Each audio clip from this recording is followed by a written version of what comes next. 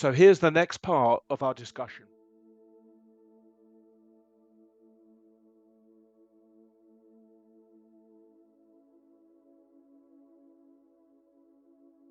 Did exactly what my biological father did.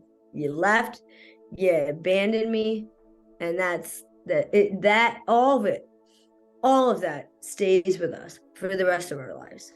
Well, this was the thing that was so resonated so strongly with me, is that so from the earliest memories I have being a child playing around, I used to say, without the knowledge I have now that we are living a story in our heads, I went, decisions are binary. You either do or you do not. What this story about I'm not interested. And so I hadn't read the book at that time. I had no traumatic story from my adoption. I lived like an idyllic, books in the house and lecturer and a professional photographer, art and science and history, and the conversations we had in my adoptive family are great. But in 51 years of life, I've only been in relationships for 2 in total. And it comes down to a fear, a desperate fear that I have that I'll be someone's regret, Mm. and an almost certain opinion, even though I know it not to be intellectually true, that they're not going to come back. It's exactly the same.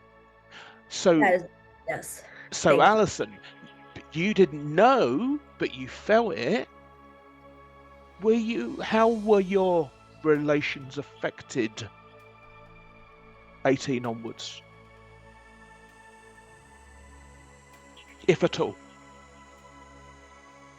That that fear of, I think that, speaking to Rachel, talking about fear of abandonment, right? People could say, well, I mean, everybody has that.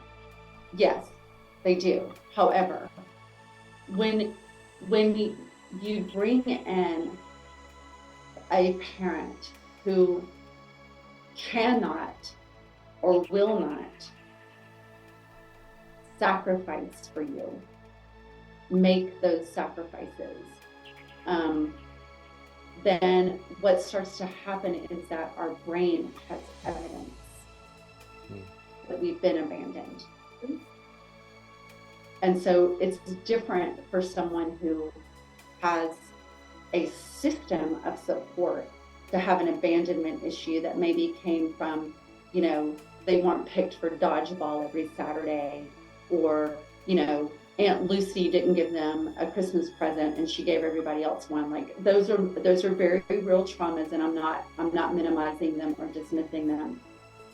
But we have an exclamation point after our abandonment issue, because our brain has evidence that we are not good enough, or we are not, we're not worthy enough And to did make you those sacrifices for. did you feel that way yourself even before you knew you were adopted, and because you had to Yeah. give up a child for adoption?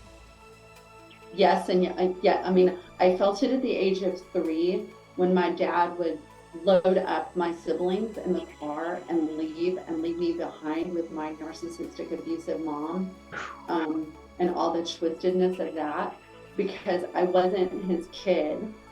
Even though he adopted me, on the birth certificate, I wasn't his kid, and he knew it.